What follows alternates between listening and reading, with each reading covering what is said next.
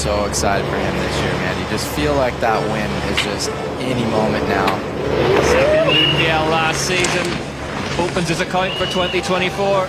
Getting out of the gate strong. He's one of those riders that tends to just build as the course goes on. Super strong. Maybe the only rider in the pits that you won't hear complain about his hands hurting on a track like this. Well, we talked about it last season, didn't we? That he couldn't get the tracks long enough, but he just went faster as they went on. This is pretty much about as long and fast as they get. Yeah, this is going to be very interesting if he can keep building here. You know, he's had a couple little issues, a couple little mechanicals in practice. If he can keep this thing together and keep the wheels rolling. The reasoning behind those bars, he said he was getting chin bar strike on his helmet. Yep, I would, if you saw how tall those things are, you believe it. Yeah. The problem is if he gets the bars any higher, he's going to need a crossbar, and then he's going to go back into the same problem. I don't know who his bar sponsor is, but this would be a great time for some signature bars. I'm just going to throw that out there. Yeah, I'm sure he's had meetings this week. I'm sure there have been meetings. The bars are made by On-Off Mondrakers. Really in-house nice component brand. Yeah, sneaky little inside there, coming that right further up, miss all the holes. That's one thing Dakota's really good at, kind of opening the track up, just moving over a little bit, he kind of sets himself up. Man, a lot of speed through the high line there. See how straight he's going in these corners. They are an out-and-out race machine, these new Mondrakers. They're specifically designed for racing, not for bike park laps for cruising about on, despite the bars that they are really adjustable. Ronan Dunn said actually he spent so long in Queenstown because it took him a good while experimenting with the different links. He's a second faster at the second split, Dakota Norton now. Yeah, keeping it low on the gas here. Yeah, Dakota said the same thing. He's like, maybe not the smoothest bike you've ever ridden, but if you're trying to go fast, it carries that speed. Another little inside there. This is going to be, he's extending. 2.3 seconds at the third split now. Dakota Norton. Can he get his first GCI Dyno World Cup win? Yeah, this is what I was talking about. If he can come out of the gate strong and kind of set the pace, he usually just gets better as the track goes. I would not expect him to lose any time down here at the bottom. With that old blue GoPro backed helmet. Let's see what the next split says. 54.7 kilometers an hour through the speed trap. 2.3 seconds. 1.8 now at fourth. So it's still green by some margin for Dakota Norton here. Yeah, choosing to tuck instead of pedal between those couple of top jumps. Always a hard call to make, but he's got to get low here. He was 10th for the UCI World Championship here last summer. Where is he going to stack up this year? First place for Dakota Norton. 1.7 seconds faster than Greg Williamson. How's that for margins? Williamson can't believe it. That is hard to put that much time in on this track, so I would say that's at the very least going to be a podium ride, but man, what a ride that would be if that ends up being a winning run. Plays almost every race. He is on a bit of form at the minute. He's won 2 domestic races already this year, so he arrives into this first World Cup full of confidence, and didn't it show yesterday? He turned the 30th position in qualifying round to an 8th place semi-finish. Yeah. That takes some doing. Yeah, spending a lot of time in grip, riding and training and testing. Definitely checking all the boxes and putting the work in. Such a cool kid. Awesome to hang out with. Big fan of this guy, and yeah, you kind of just feel the trajectory he's been at has been very impressive. The results haven't been all over the board, just slowly climbing up, and you're like, man, once he kind of gets it figured out and gets that base and finds that little bit of extra speed, it's going to be good things coming for him. So yesterday was that day. It seems like it's starting. And there goes the tire. It's decided it wants no more to do with Austin Dooley's rear rim.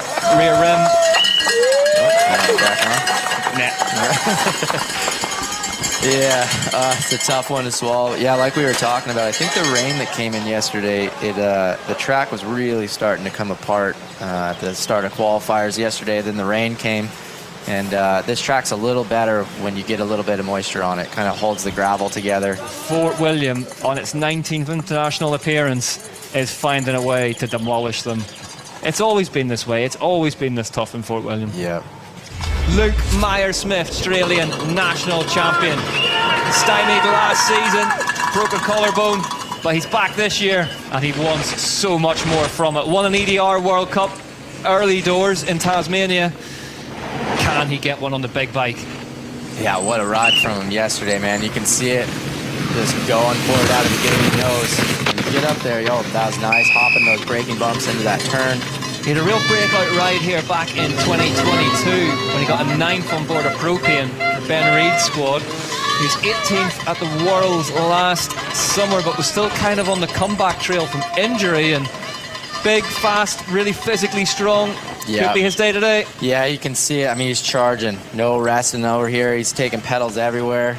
Oh, gapping out of that. That turn is pretty sketchy to do that. Do you remember earlier on the broadcast whenever you talked about sitting down on the that boardwalk and resting for a sit second? down, take a breath, and it's like, nope, not anymore. You got to be on the gas. Luke Meyer-Smith just jumped halfway across it. That's awesome.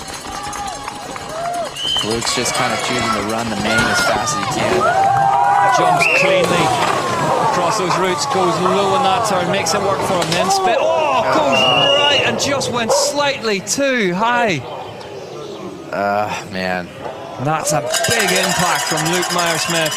I was just going to say, I haven't seen anybody go inside in that left and be able to hold it all the way around and not eventually fade wide. Oh, Really nice, but it does put you in a position to be really tight for that next right-hander. I think he has just re-entered the track at the wrong point as well from where he left it. Aaron, talk us through this. Yeah, he looked like he was in a good spot, but just fully committed. Just pushes the front end over the top of the berm just a little bit. My teammate Seth actually did the exact same thing in the left-hander right there the other day and ended up with some cool stitches as a reward. Lucas Shaw, Canyon Collective. Don't often see him kind of sliding around. He knows that's what he needs to do, kind of find that limit. Nice straight line to the outside there. Lucas Shaw really aggressive. Over to the rider's right-hand side, jumps across that little gap in the woods. Yeah, we know how good Dakota was in that second split, so he's still in touch here, and he's going to be really powerful at the bottom. There is the top 5 then. Norton, Coulange, Williams and Vergier. Kolb, are they about to be joined by Shaw? Is he going to eject one of those names from the front list race? He's 6/10 back at the second split, Lucas Shaw now. Yeah, this is going to be interesting. If there's a section where I feel like Luca can shine, it's basically from here to the finish line. You're going to see him get hard on the pedals, super precise. That bike, another machine with plenty of suspension trickery going on. Tram flight attendant adjusting the dampen settings. The rider's got the ability to do it with control to the left-hand side of his thumb. So, free to go after this. Bruni, Isles, Brosnan, Fort William being as tough as ever. And Aaron, really weather conditions, we've got the best of them so far. Yeah, this is an all-star day at Fort William. Couldn't ask for much more than this. Big whip landed perfectly by Lucas Shaw. Yeah, again, look at how tight the times are. We're talking about half a second max with these last couple of riders. And this is a man with plenty of reserves of horsepower to empty the tank now. He's 8/10 outside of what we have seen riders turn around in this last split. Lucas Shaw heading towards the finish area. Off the final jump, crosses the line and goes into second place. Half a second behind Dakota Norton. It's America 1-2 in Fort William. He knows he was close. Yeah, that one's tough too, because it's like these guys both battle at home all the time too. You fly all the way over here and you end up fighting for the wins with the same guys. US national champ saying 1-2 on the podium. Loic Bruni, Specialized Gravity, the French national champion, the reigning UCI Downhill World Cup overall title holder, sets off to try and break his bogey track. Fort William has never been kind to this man. Is this the year he finally rights the wrongs? He got a disc brake cover on his bike. I haven't seen that before.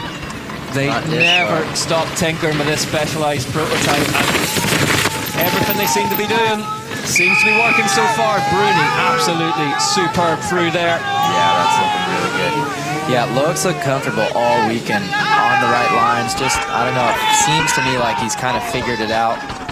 His qualifying time was, I think, a shocker to everybody. He came down almost 3 seconds faster than everybody, and I'm curious to see what happens this run, because there's a lot of energy to put into one of those runs, and I don't know if he backed off a little bit. I mean, obviously the semi was still very competitive in third, really fast time, but you kind of almost feel like he was maybe saving a little more in the tank for today. Clips a pole on his way through there. Bruni swings left. Man, look at that split. 1 second faster at the first split for Loic Bruni. His best here was 4th at the UCI Worlds last season. Before that, you had to go back to 2018 for a 5th. He had that huge get-off in 2019, if you remember that mid-air. We talked about it with him earlier in the week, and he said it was one of the worst crashes because he had so much time to think about the impact. Yeah, nothing like flying through the air, Ricky Bobby style. You're like, yep, flying through the air right now. Yeah. Not good. It was a huge crash, man. He hit his face. He was kind of bleeding everywhere. It was a scary one. It was good to see him walk away from that. But he didn't just walk away from it. He rallied to take the title that year as well. Just as tough as it gets.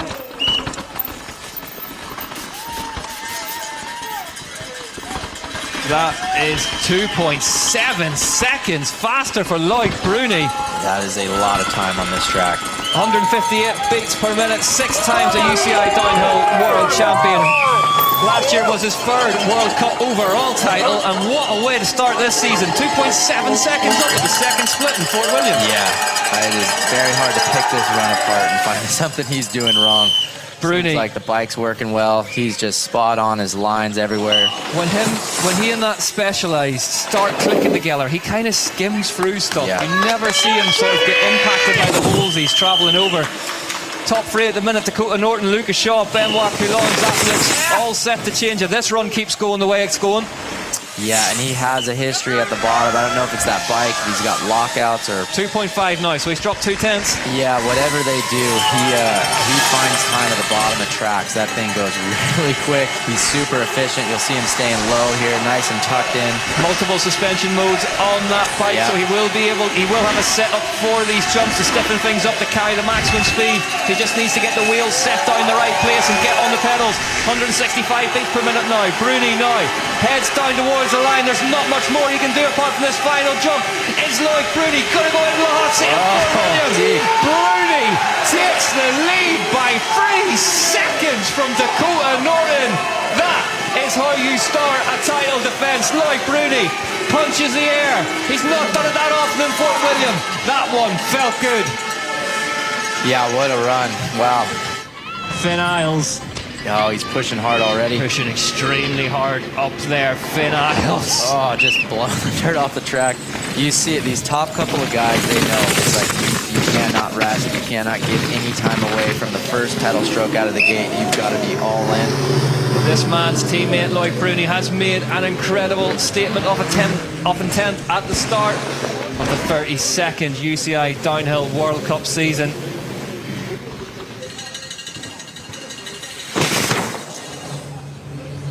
Second in Val di Sole Trentino last season. Finn Isles, very, very different track here in Fort William, but no less intimidating. Doesn't look scared of it. Let's see what the second split says. I love watching Finn ride. He turns so hard, kind of leans in with his head. 1.8 back, so the pressure being turned on by Loic Bruni here in finals in Fort William, and Finn Isles at the minute doesn't have an answer for it. Yeah, a little off the back, but he's fighting for second right now. Still very much in it. These are those rides too. It's like you get somebody like Bruni that everything clicks on the right day. It's like, just go ahead and take your second place. It's going to be a long year, a lot of races coming up. He's the ultimate Sunday rider, isn't he? He's the ultimate race rider. Yeah, Bruni's one of those guys, when it matters most, he has a tendency to just figure it out. You know, it's very difficult to do. 2.1 now, so it is moving away from Isles as he does that massive second river gap, new for this year. Yeah, he looks so good. It's hard to pick it apart. It's, you know, Bruni, I think that carrying speed is just a little bit better all the way down, but... Oh, this would have been right. This would have been it. Yeah. If it wasn't for the run before it. Count out 2 seconds. It ain't much. 180 beats per minute for Finn Isles from Specialized Gravity. Then, as he heads through this jump section again, he will be flicking through the suspension modes on that Specialized prototype to carry as much speed as he can. He's looking good. Good backsides on the jumps.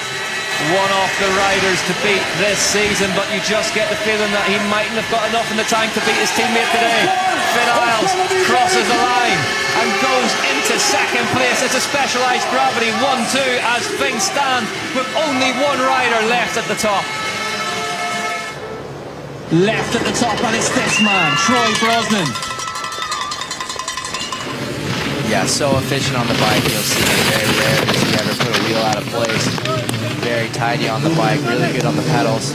A lot of experience with this guy. Maybe one of the most consistent, or maybe the most consistent racer we've ever seen. The amount of podiums and top 10s this kid has had is unbelievable.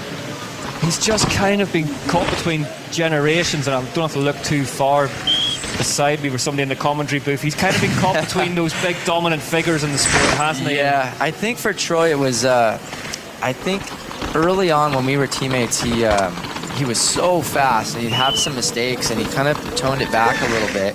And he's kind of just been known as being like so consistent on every track, every weather terrain, all the time. Troy's there. Yeah, go!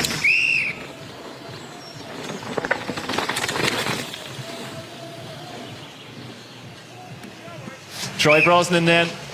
He's looked fast. Another bike equipped with that RockShox flight attendant adjustable suspension system. 2.2 back though. That's ominous. That's a lot, Aaron. Yeah, it is. You could see a really good straight direct line, but I mean that was what Loic did to everybody else, right? He was like, yeah, maybe, and then he just all of a sudden was 2 seconds up on everybody. So he really did something special in that second split. Yeah, he just kept going, didn't he, Bruni? Well, lot to fight for here. I mean, he's basically right on the bubble with everything else. This is more what we would expect if you look at the results from second on back. Usually there's, 7 dudes on the same second, first through 7th or whatever. Fascinating to see 2 sets of teammates going at it like this as well. Yeah, it seems like Canyon Specialized definitely got it figured out this week, and he's pulling back a bit of time, though. That's pretty surprising. Bruni was so strong all the way to the bottom. He has. He's bought 0.3 of a second back now. And Brosnan, as we said, superb powered away. Few can pedal like him, so yeah, if he can keep this going 56 kilometers an hour through the speed trap from Troy Brosnan as he heads down into the jumps. Brosnan, just drifts out slightly wide. I wonder if he just got in the kitty there. He's pulled back more. He's pulled back even more time. 1.7 now is the gap. Yeah, watch this boy on the pedals here. He can get her.